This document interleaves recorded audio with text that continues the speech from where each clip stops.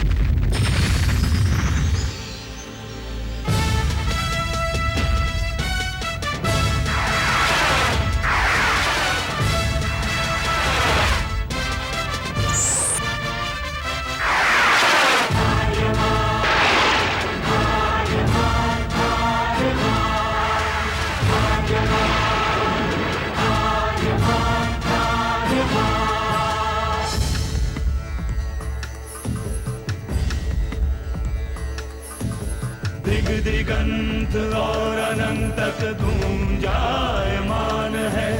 ब्रह्मनाद है विधि का वो अटल विधान है। धर्म की अधर्म पर विजय का वो प्रमाण है। जायमान है वो अटल विधान है। विजय का वो प्रमाण है। ब्रह्मांड का महान योद्धा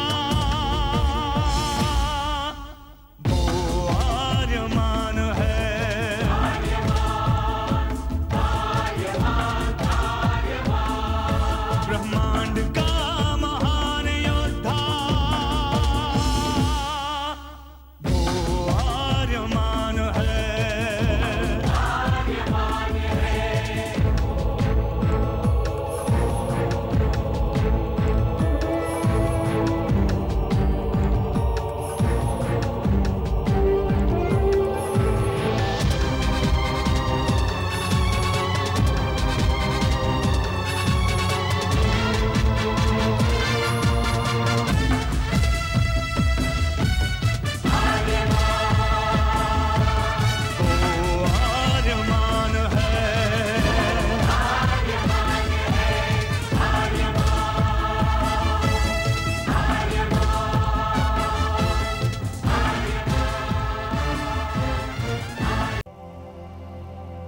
अनंत असीम ब्रह्मांड, अद्भुत विशाल विराट, जहां असंख्य आकाश गंगाएं प्रतिक्षण बनती रहती हैं, मिटती रहती हैं। हर आकाश गंगा में होते हैं अनगिनत तारे, अनेकों सूरज, और सूरज के साथ होता है अपना सौर मंडल, जिसमें रहते हैं अनेकों ग्रह। न जाने कितने सूरज चमके और बुझ गए, न जाने कितने तारे चमके और खो गए, न जाने कितने ग्रह, कितनी पृथ्वियां, कितनी सभ्यताएं बनी, बढ़ी और खो गई समय की इस अनंत धारा में। इन्हीं अनजानी परंतु अमर गाथाओं में से एक है महागाथा ब्रह्मांड के योद्धा आर्यमान की। बहुत समय पहले पृथ्वी से लाखों प्रकाश वर्ष दूर आर्याना आकाश गंगा में एक ग्रह था, थार।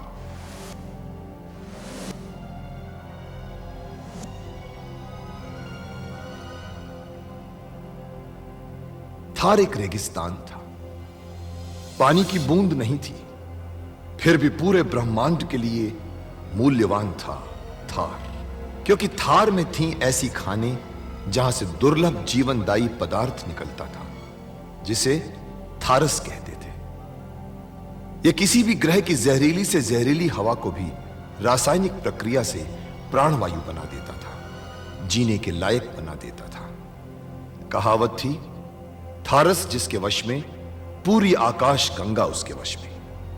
आर्याना आकाश गंगा की संरक्षक संस्था ओमियान के नियमों के अनुसार थारस को कोई भी व्यक्ति अपने वश में नहीं कर सकता था।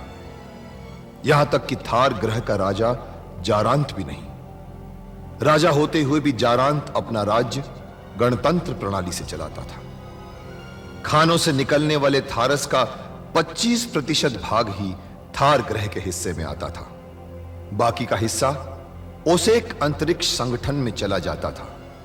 ओसेक आर्याना आकाश गंगा के व्यापारियों का संगठन था और जिसका संचालन अंतरिक्ष में बनाए गए एक कृत्रिम ग्रह ओसेक से होता था। मगर ओसेक संगठन में कई व्यापारी ऐसे भी थे जो अति महत्वाकांक्षी थे, जो पूरे ब्रह्मांड में अपना आधिपत्य स्थापित करना चाहते थे। परंतु जब तक ओमियान था तब तक कोई कुछ नहीं कर सकता था। ओमियान अंतरिक्ष के लोगों की संरक्षक संस्था थी जो अंतरिक्ष के निवासियों के हितों का पूरा ध्यान रखती थी और अपनी शांति सेना के द्वारा संपूर्ण ब्रह्मांड में शांति और व्यवस्था बनाए रखती थी। इसी ओमियान संस्था का अध्यक्ष था महान होशिंग। होशिंग जिस ग्रह पर रहता था उस ग्रह का नाम था गुरुक्षेत्र।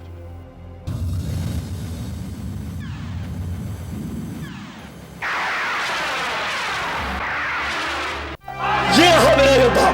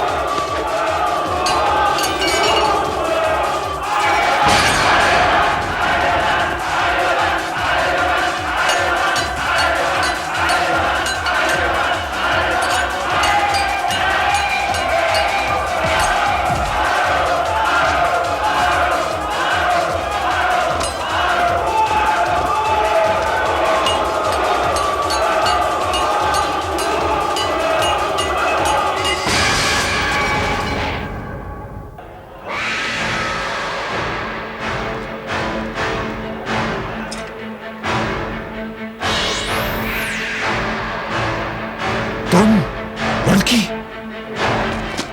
हाँ, लड़की हूँ। तो क्या हुआ? वार करो। मैं स्त्री पर वार नहीं करता। मगर मैंने ऐसी कोई कसम नहीं खाई। मर्दों से मुझे नफरत है। शाबाश! तुम मुझ पर वार क्यों नहीं करते? मैंने कहा ना मुझे औरतों पर वार करना पसंद नहीं। तो फिर मैं तुम्हें मार डालूंगी। तुम मुझे नहीं मार सकती। आखिर तुम चाहते क्या हो? मैं यहाँ से भागना चाहता हूँ। क्यों? मैं बिना वजह खून खराबा पसंद नहीं करता। मेरा लक्ष्य कुछ और है। लक्ष्य तो मेरा भी कुछ और है, लेकिन तुम चाहो तो मेरे साथ भाग सकती हो। कैसे? मेरा यंत्र मानव यहाँ पर है, वो कोई रास्ता निकाल सकता है।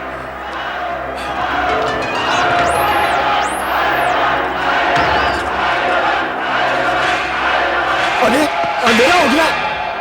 आओ भागो। अरे अरे वो मेरे गुलाम को लेके भाग रहा है, पकड़ो उसे। अरे जाने ना पाए। अरे मेरे नाखून अपनू, अरे पकड़ो उसे।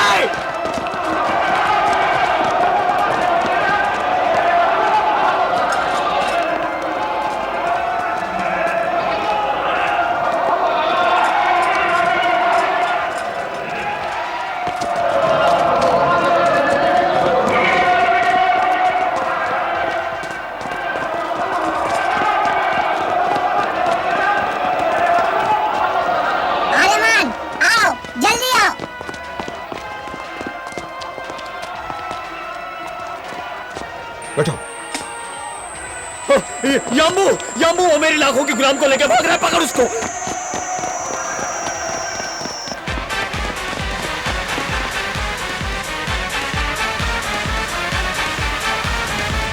जल्दी बैठ, वो मेरे गुलाम को लेके निकल जाएगा।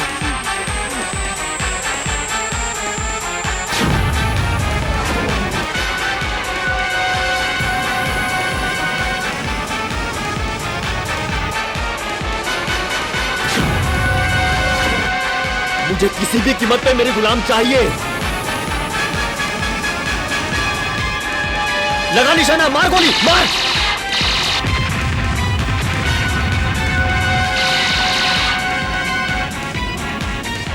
वो बच के जाना नहीं चाहिए, मुझे मेरा गुलाम चाहिए। मेरे गुलाम को मत मार देना, सही निशाना लगा। क्या कर रहा है तू? सही निशाना लगा, मुझे मेरे गुलाम चाहिए।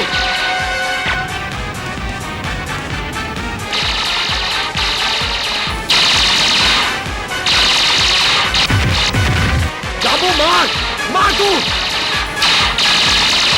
मार जम्बू।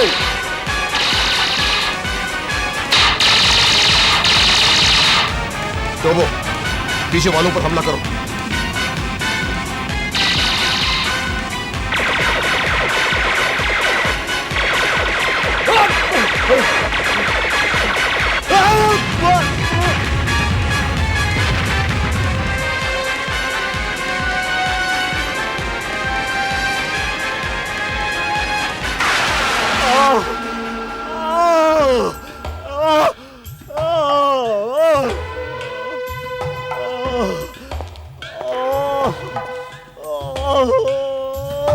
शनि, नारक के आदमी गुलामों की अगली खेप लेने के लिए आए हुए हैं। गुलाम? अरे भाई, अरे मैं उन्हें किस मुंह से कहूं? अरे गुलाम तो गुलाम, मैं अपनी सारी जमा पूंजी से हाथ धो बैठा। अरे भाई, जान बच गई। यही गनीमत है। उन्हें वापस भेज दो।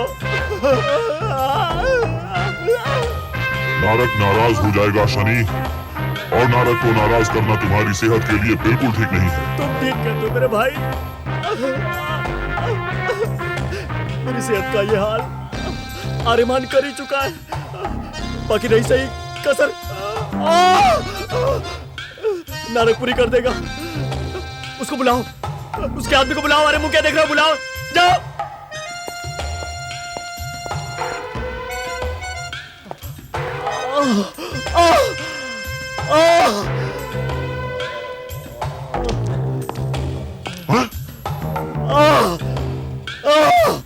अरे शनि, ये क्या है? अरे शनि, किसने तुम्हारे साथ ऐसा किया है? किसने तुम्हारी ये हालत की है? आर्यमान ने। आर्यमान यहाँ आया था? तुमने आर्यमान के आने की खबर महासामंत नारक को क्यों नहीं बताई? शनि, वो तुम्हें बहुत बड़ा इनाम देते। बहुत अच्छे मौके को तुमने अपने हाथ से गंवा दिया शनि, क्योंकि आर्यमान को महासामंत नारक किसी भी कीमत पर पकड़ना चाहते हैं। मुझे क्या पता कि ये वही आर्यमान था। अगर मुझे पता होता तो मैं उसे नारक को नहीं सौंप देता। कम से कम मेरा ये हाल तो नहीं होता। भाई, एक काम करोगे, महासामंत नारक से कहना कि अगर वो आर्यमान को पकड़ ले तो उसे मुझे सौंप दे, क्योंकि मुझे उससे बहुत सारा उधार वसूल करना है।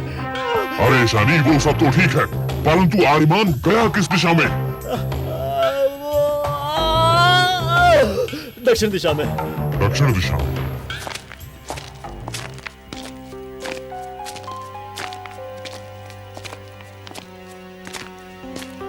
हम लोग काफी दूर निकल आए हैं। अब हमें किसी का डर नहीं और कोई खतरा नहीं। तुम कैसे कह सकती हो कि हमें यहाँ खतरा नहीं? वो इसलिए कि जब शनि और उसके आदमियों ने मुझे पकड़कर गुलाम बनाया था, तब हम इधर से गुजरे थे। तब शनि अपने आदमियों को बता रहा था कि ये इस ग्रह का सबसे सुनसान इलाका है और यहाँ कोई आता जाता नहीं। अच्छा, लेकिन अभी तक तुमने ये नहीं बताया कि तुम हो कौन और कहां से आई हो। कहीं ये दुश्मन का आदमी तो नहीं जो मुझे शनि से छुड़ाकर उसके पास ले जाना चाहता है? कहां खो गई तुम? क्या सोच रही हो? मैं कोई भी हूं, तुमसे मतलब? पहले तुम अपना परिचय दो कि तुम कौन हो और मुझसे इतनी हमदर्दी क्यों है? ये तुम क्या कर रही हो? मैं तुम्हारा दुश्मन नहीं हूं। मैं कैसे मानूं कि तुम दुश्मन नहीं हो? क्या बात कर रही हो तुम? मैं ठीक कह रही हूँ। तुम अपनी चिकनी चुपड़ी बातों से फुसलाकर मुझे फंसाना चाहते हो, लेकिन मैं तुम्हें ऐसा नहीं करने दूंगी। उससे पहले ही मैं तुम्हें खत्म कर दूंगी।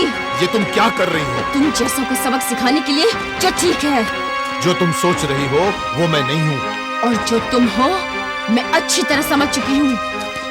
नहीं जोबो, रुक जाओ, रुक जाओ। ये तुम क्या कर रही हो?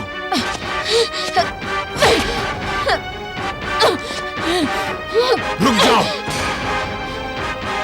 पागलपन मत करो। मैं दुश्मन नहीं, दोस्त हूं। मैं थार ग्रह का राजकुमार आर्यमान हूं। आर्यमान? हाँ,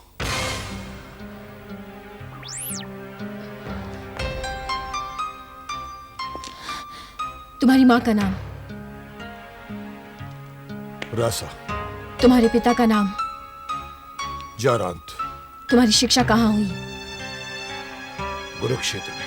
मगर तुम ये सब क्यों? सवाल नहीं, सिर्फ जवाब चाहिए। तुम्हारा कोई मित्र? जोबो। गुरु? महान होशी। मगर तुम्हें उनसे क्या मतलब? सवाल नहीं, सिर्फ जवाब। तुम्हारी माँ की शिक्षा कहाँ हुई? सवितान आश्रम। उसकी कोई सहेली को जानते हो? हाँ, माया। उसके हम पर बहुत एहसान है। कैसा एहसान? उसने हमारी माँ के लिए अपना बलिदान दे दिया था। ये उस समय की बात है जब उस एक संघ के अध्यक्ष महासामंत नारक ने जाबोक ग्रह के राजा शोण की पुत्री रासा यानी मेरी मां से जबरदस्ती विवाह करने के लिए जाबो ग्रह पर हमला कर दिया।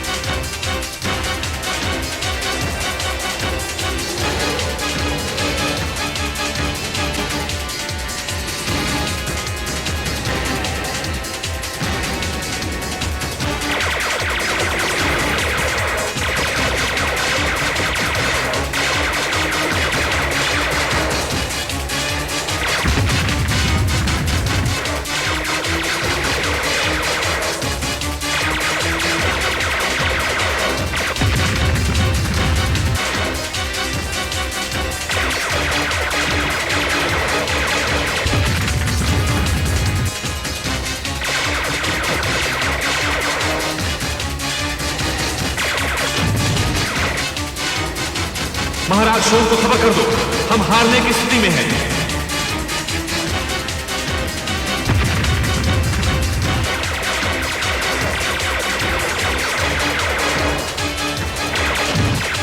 नारक ने सुरक्षा घेरा तोड़ दिया महाराज, और हम हारने की स्थिति में हैं। बेटी रासा, तू अपने कमरे में जा। मैं अपनी जान दे दूंगा, परंतु नारक को तुझे स्पर्श भी नहीं करने दूंगा। तू जा बेटी, जा। नहीं पिताजी, आपका जीवन जाबू के लिए मूल्यवान है। आप नारक की बात मान लीजिए।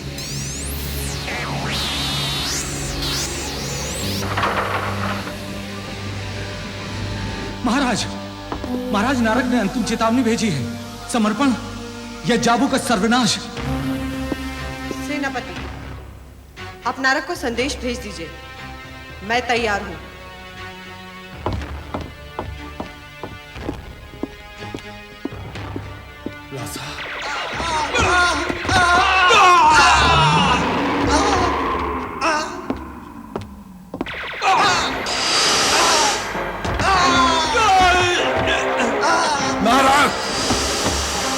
जाबू नरेश शोण को महासामंत नारक का अभिवादन।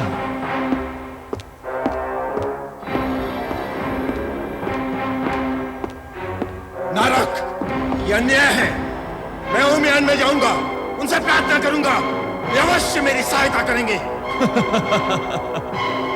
ये तुम्हारी भूल है शोण, वो तुम्हारी कोई सहायता नहीं करेंगे। ओमियान ब्रह्मांड का संरक्षक है। ब्रह्मांड में शांत व्यवस्था का उत्तरदायित्व ओमियान पर है। तूने ब्रह्मांड का संविधान भंग किया है, तुझे दंड अवश्य मिलेगा। दंड? और वो भी नारक को? पहले ये बता शोण, तेरी पुत्री रासा कहाँ है? रासा तुझे नहीं मिलेगी। इधर दरबार में नारक राजा शोण से जबरदस्ती मेरी मां रासा का हाथ मांग रहा था, तो उधर रासा के कक्ष में माया हालात से निपटने के लिए रासा को एक मार्ग बता रही थी। मार्ग है रासा। हम सवितान आश्रम की बहनें हैं, हमारे पास दिव्य शक्तियां हैं, हम उनका प्रयोग तो कर ही सकते हैं। वो कैसे?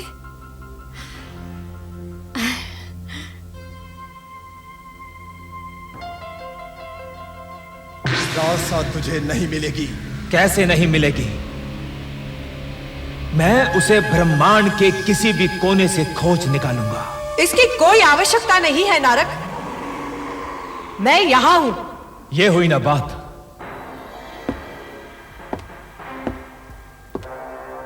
वो नहीं नारक, मैं यहां हूं।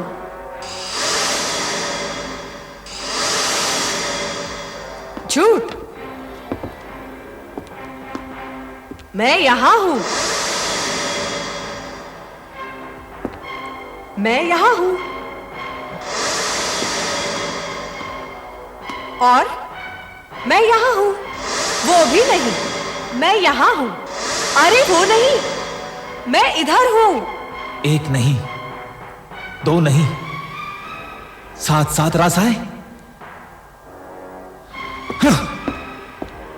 मैं रासा हूं नारक? नहीं, मैं रासा हूं नारक? ये झूठ बोल रही है। असली रासा मैं हूं। नहीं, असली रासा मैं हूं। नारक, इनकी बातों में मत आना, ये मायावी है। असली रासा मैं हूं। नहीं, मैं हूं रासा। असली रासा तो सिर्फ एक है और वो मैं हूं। अगर असली रासा स्वयं अपने आप को मेरे हवाले नहीं करती तो मैं सबका वध कर दूंगा, और सबसे पहले शोण का।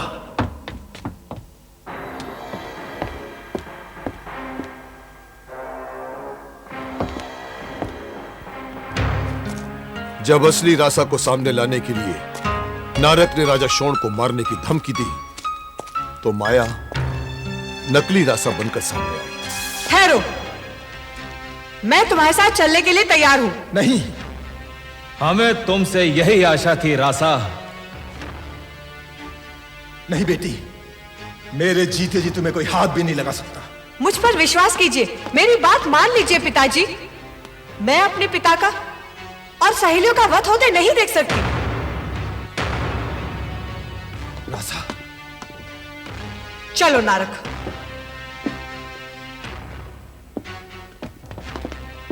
रासा। इस तरह माया ने रासा बनकर नारक को बेवकूफ बनाया और नारक उसे रासा समझकर अपने साथ ले गया। परंतु ये राज ज्यादा दिन तक नहीं छिप सका, क्योंकि सवितान के आश्रम की शिक्षाओं की रूप बदलने की कला सूर्य के अस्त होने पर निर्भर करती है। सूर्य जब अस्त हो जाता है तो उनकी ये सारी शक्तियां खत्म हो जाती हैं। सुहाग रात में भी ऐसा ही हुआ। ओसेक में माया नारक के कक्ष में उसका इंतजार कर रही थी और देखते ही देखते उसके सामने सूर्य अस्त हो गया और उसी समय नारक ने कक्ष में प्रवेश किया। जाबो की राजकुमारी का नारक के शयन कक्ष में स्वागत है। तब तक माया अपने असली रूप में आ चुकी थी, मगर उसने स्थिति संभाल ली और रोशनी बंद कर दी। इस तरह दिन बीतते रहे और माया का राज राज ही रहा।